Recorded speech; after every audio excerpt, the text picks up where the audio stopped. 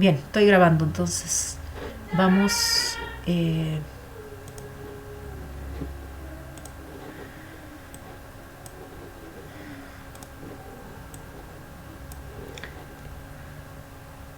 Bien, el título es El papel y la función de la demostración en matemática y el autor es Michael de Villiers, que creo que es francés, y empieza el artículo contando por qué demostrar es necesario en matemáticas, pero lo que vemos es que a nivel educativo los alumnos tienen bastante problemas con entender las demostraciones, y estos problemas con los cuales se encuentran los alumnos no se pueden atribuir solamente a que son chicos, o sea que por ahí no han desarrollado todavía la posibilidad de hacer un razonamiento lógico, sino también a entender para qué sirven las demostraciones, ¿no? Acá hay una cita: ¿por qué nos empeñamos en demostrar teoremas? La idea es que para convencer a la gente, incluido nosotros mismos, podemos considerar a la demostración como un argumento suficiente para convencer a alguien razonablemente escéptico. Escéptico quiere decir que no cree en nada, ¿no? Marta, como que no cambió de diapositiva. Ah, Sí. sí lo hay, Ahora sí. sí lo hace en el OBS, pero No, y ahora sí. y es como que siguen viendo, bueno, porque se supone, Estamos viendo la de. claro, y yo No, no vemos la presentación. Vemos el. ven con el cuadro y todo. Ah, capaz que lo tengo que hacer distinto, en vez de compartir la ventana. A ver, Claro, podría compartir la pantalla. voy a compartir la pantalla, Sí. porque toda mi pantalla. Compartir. Y ahí sí pongo la presentación. Y avísenme igual si se ve bien. Ahí se ve la pantalla. Y Ahí está. ahí se ve bien, a pantalla completa, digamos, ¿no? Sí. Dale Eh, arriba y dale ese cartelito. sí, ahí lo pongo. Ahí está, ahí no se ve nada. Entonces, ¿por qué demostrar es necesario en matemáticas? La primer párrafo es más que nada para decir que los alumnos no les resulta tan grato encontrar que hay que demostrar las cosas, ¿no? Entonces hay que también, no solamente para justificar, sino que la mayor función es de convencer, ¿sí? Eso es lo que dice este señor Boltmink en 1990. Pero fíjense después lo que dijeron ustedes acerca de qué entienden por demostrar, que la visión es más bien formalista en cuanto a una verificación sobre las propiedades que uno está trabajando. Que es cierto que es una propiedad, que es una de las funciones más importantes de la demostración, esta cuestión de la verificación, pero vamos a ver con este Power que no es la única. Entonces, en un principio, en 1976, Bell propuso tres funciones de la demostración. Una es la de verificación, la otra es la de iluminación, o sea, que tiene que ver más con las explicaciones, y una tercera que tiene que ver con sistematización, porque también es cierto que las demostraciones uno las propone en este sentido de organización, ¿no? Y de Villiers, que es el autor del artículo, agrega estas funciones, que es la de verificación concerniente a la verdad de la afirmación, la que tiene que ver con la explicación, que se profundiza en por qué es verdad, sistematización, o sea, fíjense que las tres primeras son las tres que puso Bell, ¿no? Sistematización, organización de varios resultados dentro de un sistema de axiomas, conceptos fundamentales y teoremas. Estas cuestiones de sistematización tienen que ver también con el ámbito de validez del teorema y ese tipo de cosas, pero también por la demostración muchas veces se han logrado descubrimientos o invención de nuevos resultados, y la función por ahí más importante de la demostración es esta de la comunicación. Es una manera de transmitir el conocimiento matemático. Ahora lo que desarrolla el artículo es cada una de estas 5 funciones que se ven en la verificación y que probablemente no todas las demostraciones cumplan con las 5 funciones, ¿sí? Hay demostraciones, por ejemplo, las demostraciones de existencia de las soluciones de una ecuación diferencial no sirven para nada de explicación, ¿sí? O sea, lo que dice es, este tipo de ecuaciones tienen solución, y no me dice ni cuál es la solución, ni cómo es la solución, ni no sé si se les ocurre algún otro ejemplo de demostraciones en las cuales no hay una explicación clara de lo que es lo que está pasando. Y no todas las demostraciones tampoco implican algún tipo de descubrimiento, pero sí siempre una forma de comunicación, eso seguro. Bueno, vamos a ver un poquito entonces cómo desarrolla de Villiers cada una de estas funciones.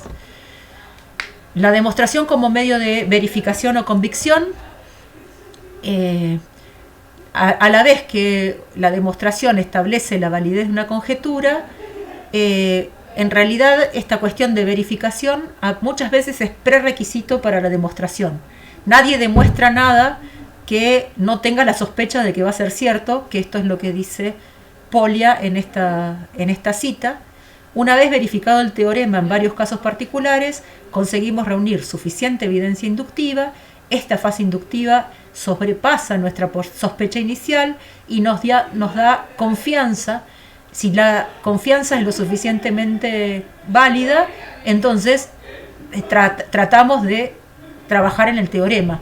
Pero recién cuando uno se convence de que el teorema es verdadero, es que se puede empezar a demostrarlo. Es difícil, a menos por autoridad, por ahí, ¿no? Uno también se pone a demostrar algo porque le dicen demostrar tal cosa. Pero en general, para encarar la demostración, primero verificamos un montón de ejemplos y de cosas para ver si eso funciona. La razonabilidad de los resultados, según Hanna, disfrutan de prioridad frente a la existencia de una demostración. Por empezar, no hay estándares absolutos en cuanto a cómo se corrige una demostración. En parte, lo que se busca es la aceptación de la comunidad matemática. Y lo que pasa también es que las demostraciones que se publican no están completas, porque se apoyan en teoremas anteriores y los cálculos rutinarios y manipulaciones algebraicas se dejan a cargo del lector. ¿Cuántas veces leyeron artículos que decían a cargo del lector las demostraciones de las partes triviales, que no son tanto, ¿no? Cuando investigan la validez de una conjetura desconocida, los matemáticos no buscan o no deberían buscar solamente la demostración, sino que intentan construir contraejemplos al mismo tiempo, mediante pruebas cuasi empíricas, ya que estas pruebas pueden sacar a la luz contradicciones ocultas, errores o supuestos no explícitos. De esta manera, los contraejemplos proporcionan la necesidad de reconsiderar demostraciones antiguas y de construir otras nuevas o de ajustar las que estaban hechas, ¿no? Por un lado aparece acá cuestiones de la metamatemática, ¿sí? Con Gödel y Starsky hay un cuestionamiento al interior de la matemática en cuanto a si la lógica subyacente a cualquier demostración es completa en el sentido de que está todo bien hecho. Y por otro lado está la opinión de Lakatos, que viene más bien desde la epistemología y lo histórico, que dice que la demostración es por naturaleza falible, o sea, el cuestionamiento hacia las demostraciones es externo a la matemática. Si bien Lakatos era matemático, se dedicó más a la epistemología, pero él lo que dice es que lo que diferencia un conocimiento científico de un conocimiento religioso en principio, es que el conocimiento científico siempre está abierto a las posibles críticas de otras personas que vengan después. Entonces, que lo que caracteriza el conocimiento científico es justamente esa posibilidad de interpelarlo y de que esté equivocado y de tener que cambiar alguna cosa. La matemática en particular es como que escapa un poquito a esta cuestión de la falibilidad, pero en el sentido de que un teorema es para siempre, como habíamos visto con Eduardo Sáenz de Cabezón, ¿no? Y que uno opina. También es cierto que las demostraciones que hizo Euclides hace casi 3.000 años, 2.500 años, siguen siendo válidas, a pesar de que tienen cuestiones que se pueden mejorar o que tienen algunas lagunas lógicas, pero también hemos descubierto estas cuestiones del ámbito de aplicación de los teoremas. Entonces, en ese sentido, no solamente la cuestión deductiva de conseguir una buena demostración, sino también de tratar de falsarla a través de los contraejemplos. Por eso, en esta parte de demostración, muchas veces se considera que las demostraciones visuales tienen serias limitaciones para ser consideradas como demostración, porque justamente carecen de argumentación lógica, ¿no? Y sin embargo, podríamos decir que una demostración visual, por ejemplo esa del teorema de Pitágoras, en donde reconfiguramos las áreas de 4 triángulos rectángulos y el cuadrado de una manera y de la otra para demostrar que a cuadrado más b cuadrado es igual a c cuadrado, está cubriendo, deja dudas de si se están cubriendo todos los casos, de algunas cosas en particular. Sin embargo, sí que cumplen con la tarea de convencer a la audiencia de que estamos tratando con un teorema que se puede justificar a partir de esas reconfiguraciones tipo rompecabezas, ¿no? Y ese tipo de demostraciones también brindan esta función de la demostración, que es como forma de explicación. Cuando más y más ejemplos nos hacen aumentar la confianza, no termina de convencernos completamente. Lo que hace la demostración es como encontrar lo que es común a todos esos ejemplos, o dar un argumento sobre un elemento genérico que no tenga ninguna particularidad de la que tiene cada uno de los ejemplos. De esa manera, no es cuestión de asegurarse, sino de explicar por qué y qué es lo que tienen en común esas demostraciones. Si bien es cierto que no todas las demostraciones son totalmente explicativas, como les decía antes, por ejemplo la de existencia de soluciones en algunas ecuaciones diferenciales, o la existencia en general las que se cuestionan más son las de existencia, porque uno dice existe, pero no se exhibe ninguna forma de construir cómo se hace para que esa cosa exista. Entonces, en ese sentido, se puede distinguir entre demostraciones que verifican y demostraciones que clarifican, ¿no? Una demostración explicativa hace referencia a una propiedad característica de una entidad o a una estructura mencionada en el teorema. A partir de la demostración se hace evidente que el resultado depende de esa propiedad. Tiene que ser evidente porque si sustituimos en la demostración por un objeto que no cumpla con algo de ese dominio, el teorema no es cierto, ¿no? Entonces, deberíamos ser capaces de ver cómo varía la respuesta del teorema cuando variamos un objeto. La explicación se usa como criterio para una buena demostración y fíjense que a varias demostraciones de un mismo teorema uno por ahí elige la que es más explicativa, ¿no? La que conecta mejor los elementos de la demostración. Entonces, una buena demostración tiene esta cualidad de explicar mejor la relación entre los componentes de la demostración. La demostración como medio de sistematización, que es la número 3 de las funciones, y al ser la demostración parte del método de la matemática, que es que termina siendo a partir de axiomas y definiciones, pero es como les decía antes, de alguna forma los axiomas no son lo primero que se elige.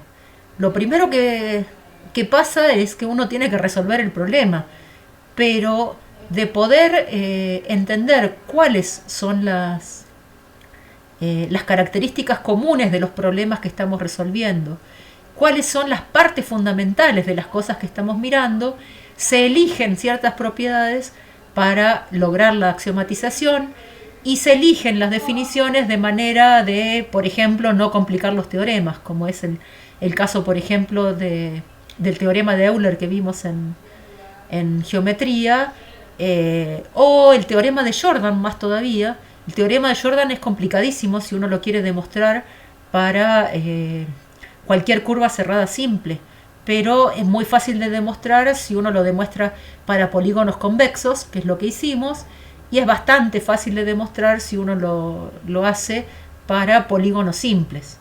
Ahora, si queremos de pasar de un polígono simple a una simple circunferencia, ya el teorema empieza a tener algunas complicaciones.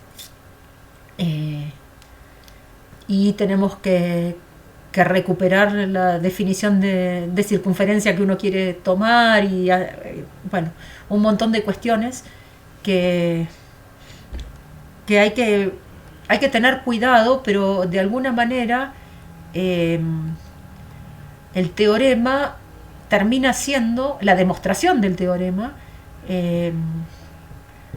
termina siendo como un punto de llegada que después se utiliza para contar qué es lo que uno hizo.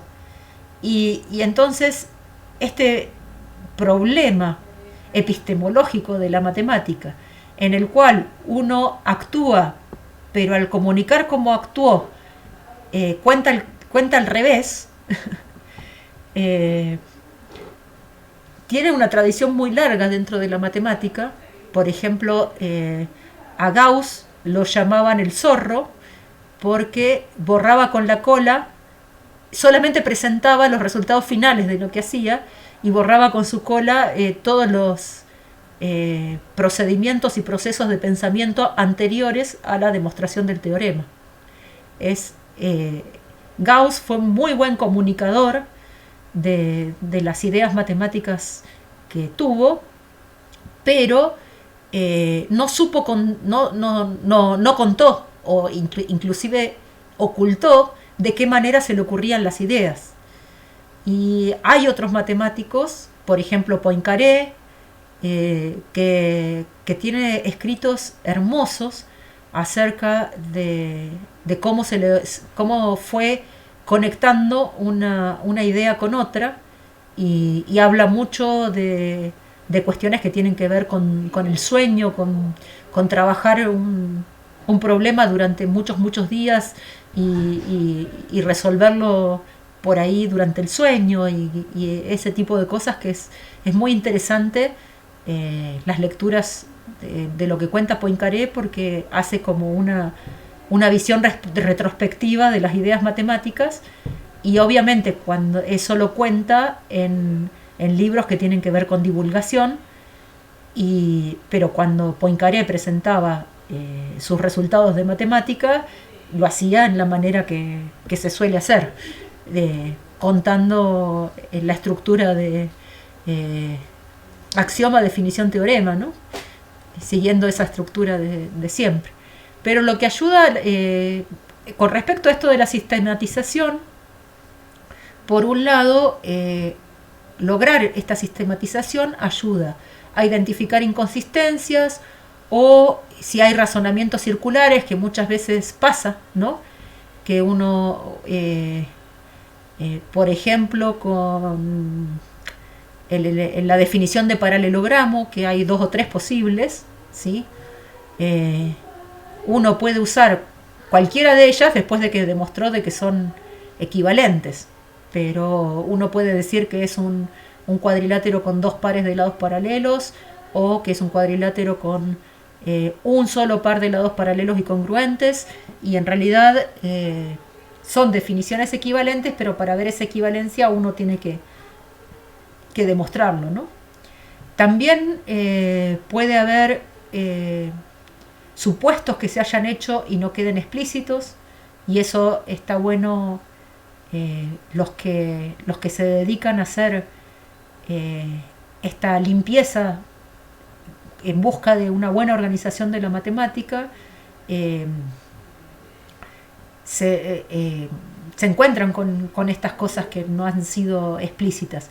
Por ejemplo, el libro de Euclides de los elementos habla de superponer una figura con otra, pero nunca habla de transformaciones rígidas de manera explícita, ni siquiera de movimientos. O sea, no usa las transformaciones rígidas, pero no las caracteriza mediante axiomas, como hacemos 2000 años después, fácilmente, a partir del trabajo de Hilbert, además.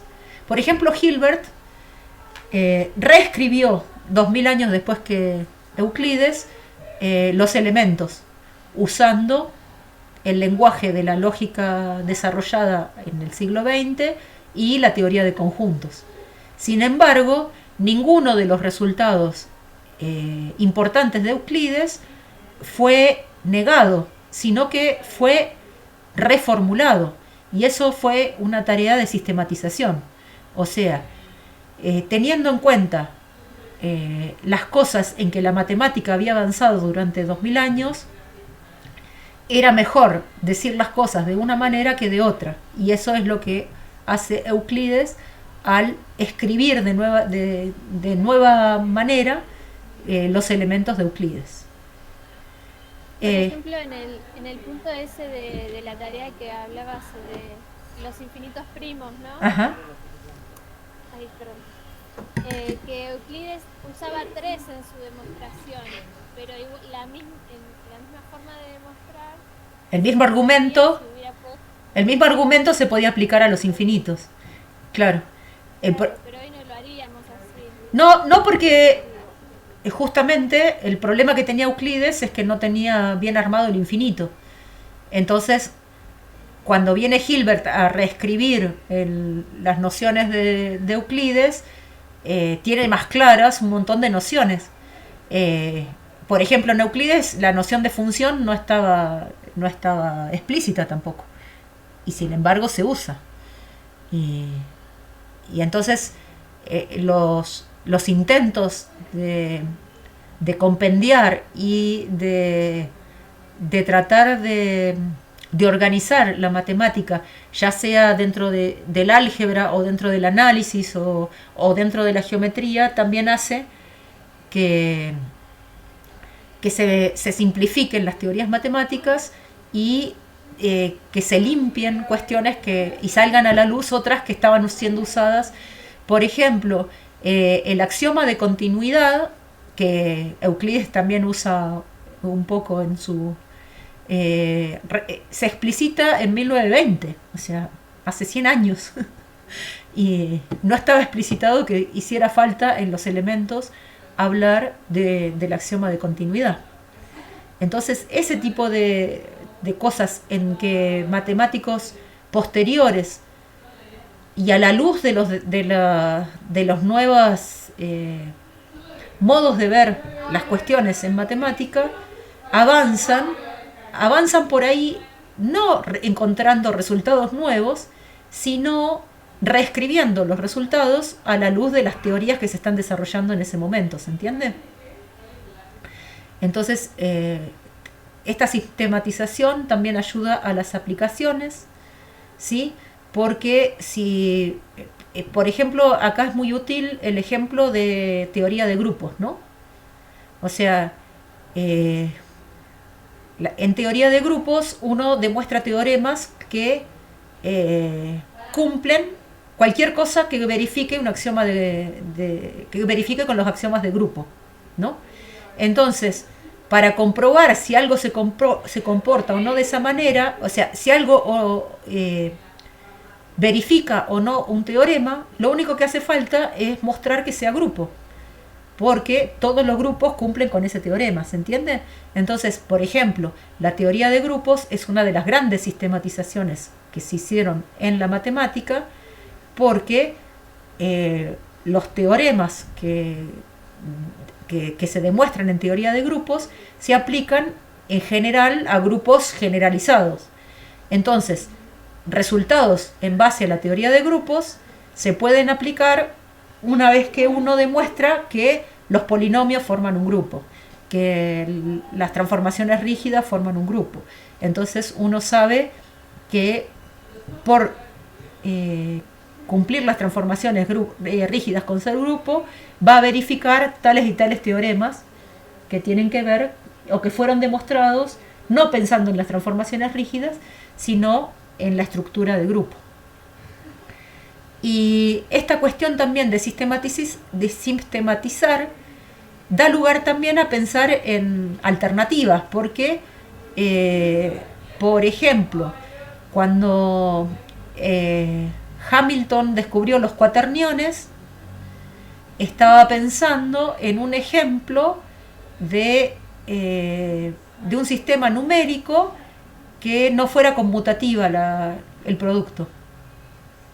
Y entonces descubrió los cuaterniones, que en algún sentido se pueden pensar como números, pero pierden propiedades, como le pasa a los complejos, ¿no? O sea, los números complejos sirven para operar, pero no sirven para ordenar. Entonces hay que ver si uno los quiere considerar números, ¿no? Lo mismo los cuaterniones son una generalización de los complejos, pero pensando en base a los complejos, cambiando un poco la operatoria, Hamilton descubrió estos elementos que respondían a una operación no conmutativa para el producto. Ayer estaba leyendo para geometría que, por ejemplo, cuando hablamos de poliedros, el tetraedro es el único poliedro convexo que no tiene diagonales. Entonces, un señor en 1950 se puso a pensar si habría poliedros con agujeros que no tuvieran diagonales, y descubrió el poliedro de Hexasaro, no sé bien cómo se pronuncia el apellido ese, pero no lo descubrió al azar. Él quería contestar una pregunta que nace de una cuestión teórica. De alguna manera es una forma de sistematización. Lo que quería ver era si podía conseguir un poliedro que no tuviera diagonales. ¿Y por qué se le ocurrió eso? Porque en los poliedros convexos existe el tetraedro que no tiene diagonales. Entonces, ¿qué pasaba con los poliedros con agujero? Entonces, cuando uno logra sistematizar, por ahí decir, bueno, si este axioma lo cambio por este otro, ¿qué nuevo mundo descubro? Son consecuencias de este afán de sistematización que tienen algunos matemáticos. ¿Se entiende? O sea, muchas partes de la matemática nacieron como los complejos, digamos, que lo mostraba en el de mapa de las matemáticas. Durante años y años dijeron que sacar la raíz de -1 era error, hasta que alguien viene y dice, bueno, démosle una nueva posibilidad y trabajemos con esto. Entonces, eso puede hacerse gracias a que hay como que se conoce bien qué es lo anterior y entonces se trata de ver si cambio esto, ¿qué pasa? Y eso es gracias a que está sistematizado y organizado todo lo anterior. Bueno, para la demostración como medio de descubrimiento o de invención, depende de cómo uno vea las cosas, ¿sí? Es lo que les contaba de Gauss, ¿sí? Porque Gauss instauró esta manera de, o sea, si por ejemplo Euler, que es un poquito anterior a Gauss, si ustedes miran los escritos de Euler, de Leibniz, ellos contaban un poco el proceso por el cual llegaron a ese resultado. En cambio Gauss inaugura esta cuestión de ser muy bicho para darse cuenta qué poner como axiomas y entonces a partir de ahí deducir los teoremas, pero no le contó a nadie cómo hacía para encontrar esos problemas que terminaban siendo los que daban lugar a los axiomas, ¿no? Entonces, como se sigue esta tradición de demostrar las cosas, de mostrar las demostraciones como un producto terminado, sin contar los pasos previos, es buena parte de lo que pasa en la matemática, ¿sí? Y hay muchos ejemplos en la historia de resultados que se encontraron simplemente de forma deductiva, como el de las geometrías no euclidianas, que fue pensando qué pasa si cambio el axioma 5 de Euclides, los números complejos, que es el ejemplo que les di antes, los espacios vectoriales también fueron inventados a partir de encontrar cualidades comunes a diversos espacios, ¿no? ¿Qué tenían en común los Rn con las matrices, con las funciones, por ejemplo? Y entonces está bueno, pero en un sentido deductivo, ¿no? Para el matemático profesional la demostración no es, por tanto, solo un medio de verificación a posteriori, sino también a menudo un método de exploración, análisis, descubrimiento e inventiva.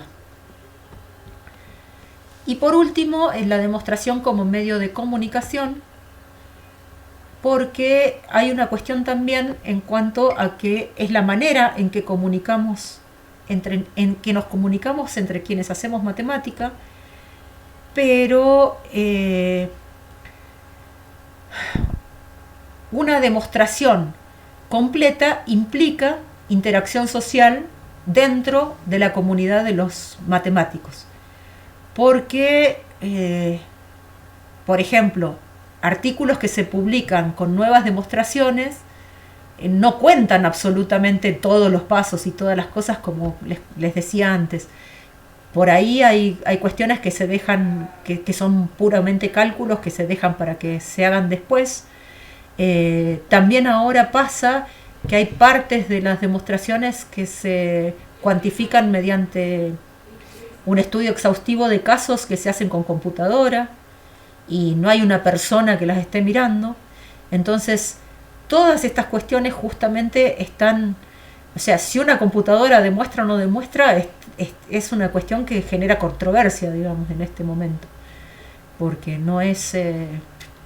hay algunas demostraciones que están verificadas por computadora que se les asigna un 99,9% de probabilidad de que sea verdadera, porque es como que se deja un 0,01% de posibilidad de que la compu se haya equivocado o que no haya utilizado alguna cosa del todo correcta, ¿no?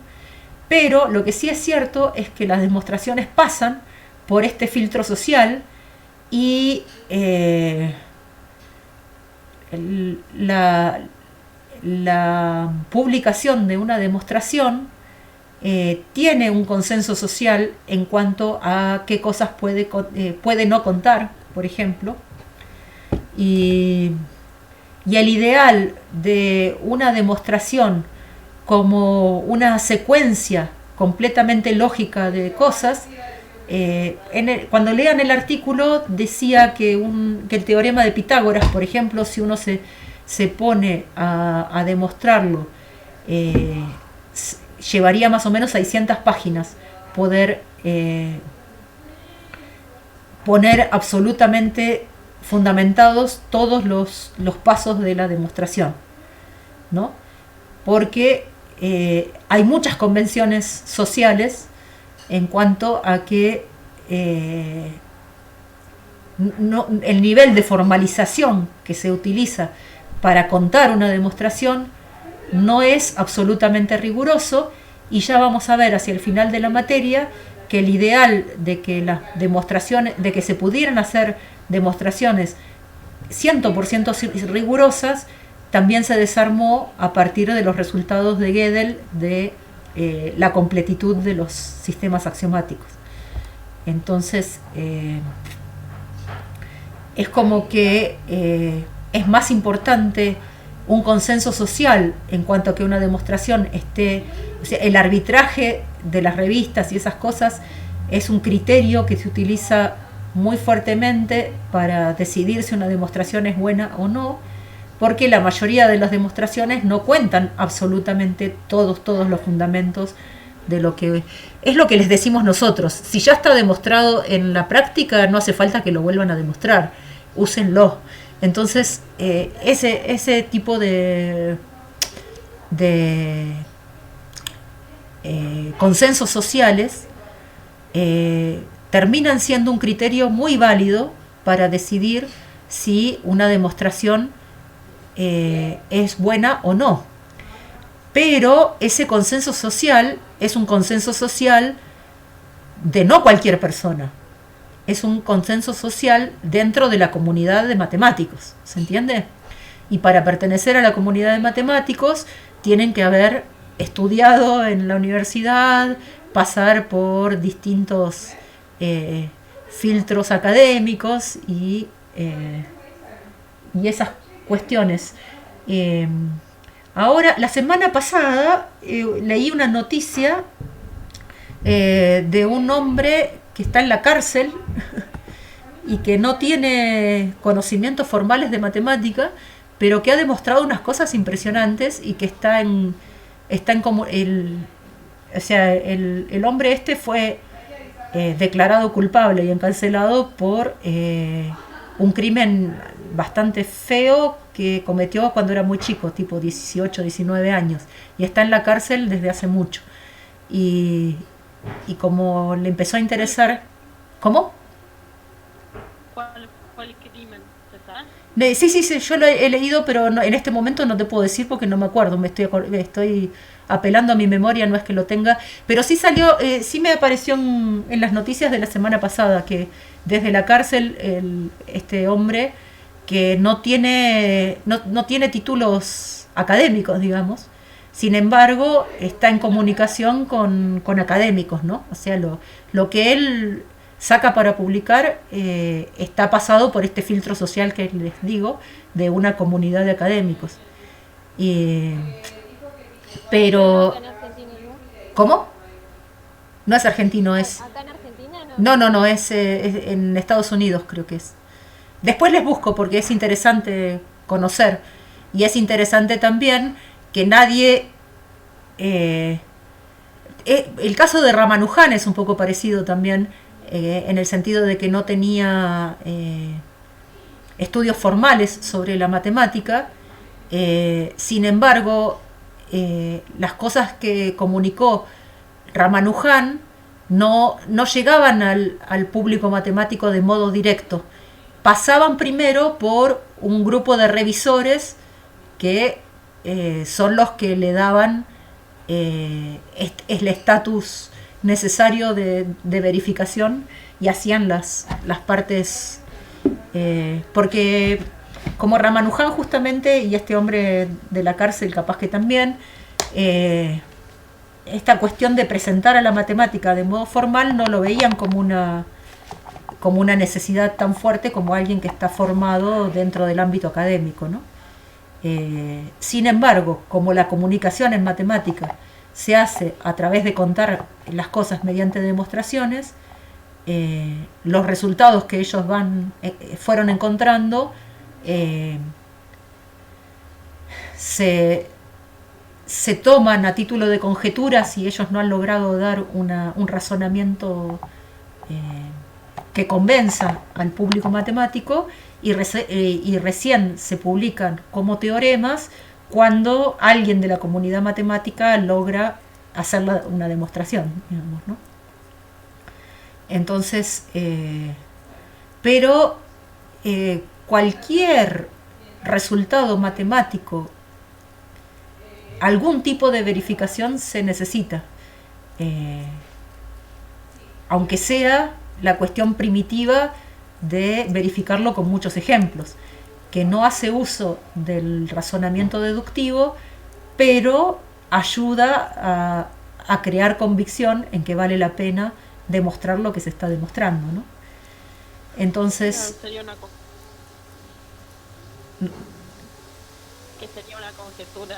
Claro, o sea, probablemente voy a rescatar lo que leí la semana pasada del hombre este de la cárcel y lo mismo lo de Ramanujan, porque Ramanujan, no sé si escucharon la historia, pero decía, la serie de la suma de tal cosa da tal otra, y pi al cuadrado sobre 5, qué sé yo.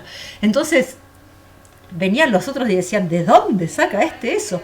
Y hacían toda la demostración usando la definición de límite, de criterios de series que están demostrados y cosas, y era cierto lo que estaba diciendo Ramanujan, pero no era capaz de conectar qué tipo de contar qué tipo de razonamiento había seguido para conectar esa premisa con esa conclusión.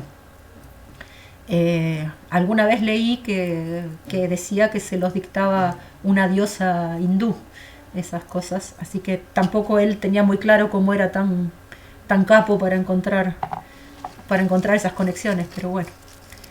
Entonces, fíjense acá en las conclusiones del artículo, que uno prácticamente, cuando habla de demostración, solamente cuenta la de verificación, pero las otras son importantísimas, porque una demostración provee una buena explicación de qué es lo que está pasando con ese concepto la mayoría de las veces. También da lugar al descubrimiento y a la sistematización, y es la forma de comunicación que usamos en matemática para contar los resultados de la matemática, ¿no? Bien, entonces les queda para